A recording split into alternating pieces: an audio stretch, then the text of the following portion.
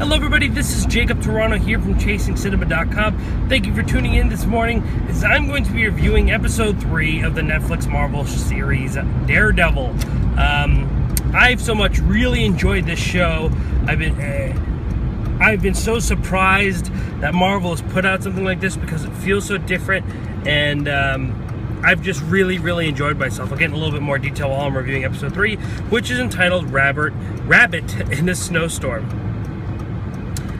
Okay, the opening sequence in this episode is something that I would never expect from Marvel. A man walks into a bowling alley, breaks a guy's arm to the point where we could see his elbow or some bone sticking out of his arm, and then proceeds to bash his head in with a bowling ball. And this is Marvel. I love it. Now, I don't love the fact that the guy got his head bashed in by a bowling ball, but at the same time I do, because it's fresh and something different from Marvel. I honestly could argue that this is one of my favorite things Marvel has produced. I mean, I could easily throw this in there with a list of the movies that they've made and say, I've enjoyed this series as much as I have enjoyed this and this movie, per se. For instance, I can tell you right now easily that I've enjoyed this series thus far more than I've enjoyed Thor 1 or Iron Man 2 easily. This is really great because it's so different, and it's showing the grittiness and dark world that comics have unleashed for over 30 years, even plus some. Now, I mean, granted, comics weren't always gritty and dark, so I can't go back that far to when comics first originated, but even in early day comics, there was some more grittiness and darkness to it. But these, especially during the 80s and a little bit past the 70s and you know, even before then kind of, but essentially, you know, this Frank Miller-esque Daredevil era is definitely shown in this series. I mean, guy just got his head squashed by a bowling ball, blood spattering everywhere. So that, for me, I mean, yeah, it's not the coolest thing we've ever seen as far as cinema goes or like gruesomeness, but I mean, for something that Marvel's produced, you got to think about what Marvel's made in this far and the type of stuff we've seen from Marvel and the darkest thing that's happened in these shows or in these films. Daredevil has gone to explore something much darker and much more gritty, and I really appreciate that. It respects me as an audience member. It really treats me like a human being who understands that not everything is superheroes and wisecracks. And I really appreciate that from Drew Goddard, the creator of the show. Just absolutely loved it. Let's see what else I wrote about this episode. Oh, we're starting to learn about Matt's abilities as a superhero. We're starting to learn that he could sense, you know, I mean, we've been knowing he can kind of sense a heartbeat, but we're able to understand more about what he's capable of doing with his sight, his sound. Well, not his sight. I'm sorry. His sense of sound and smell, and we're starting to learn more about his enhanced senses and his ability to be able to, you know, feel people out much more.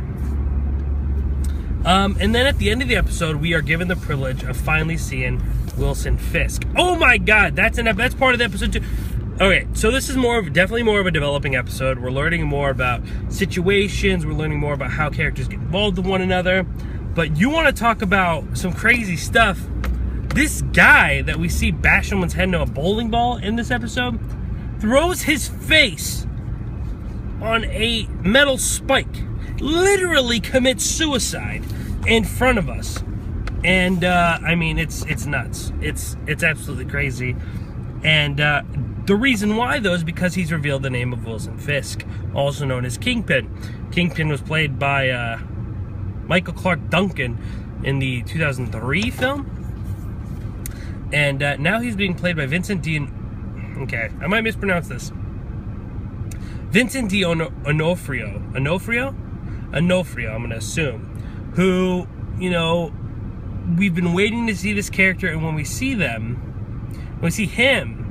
it's not as quite intimidating as you thought. He looks a little bit, actually, kind of sad. He looks a little bit more, when we reveal him, he's looking at this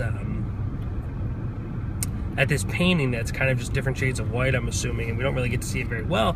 And the name of the title of the episode is Rabbit in a Snowstorm. She says, you know, this old joke about kids holding up a picture or a piece of white paper and says, what's the picture of this? A rabbit in a snowstorm. But he doesn't, I mean, granted, it is a great moment when we finally get to see his face and we get to see him, but it's not like, like Michael Clark Duncan Jr. Granted, he was totally miscast, and I'm not going to go there, but he definitely has a more intimidating factor where Vincent in this role is intimidating, but yet we could tell that he has some issues. She asks him, how does the painting make him feel? He says, lonely.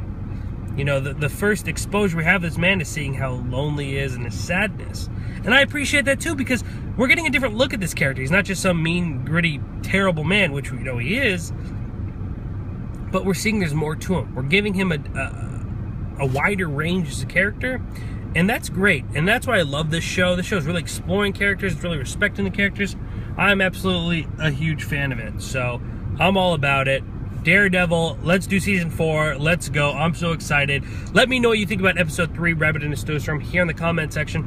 Make sure to like and favorite to show your support. You can find mine and Chasing Cinema social media stuff down here in the description box. My Facebook, Twitter, Instagram, all that fun stuff. You can pin, post, I want to do it like that girl in that Walmart commercial. Pin, tweet, post, tweet, and like all that fun stuff here in the social media outlets down here. Always make sure to hit subscribe so each day you're constantly getting updated with movie news, casting details, TV show reviews like this one, movie reviews, podcasts, and all that great stuff, giveaways, all available daily here at ChasingCinema.com. Thank you so much for tuning in.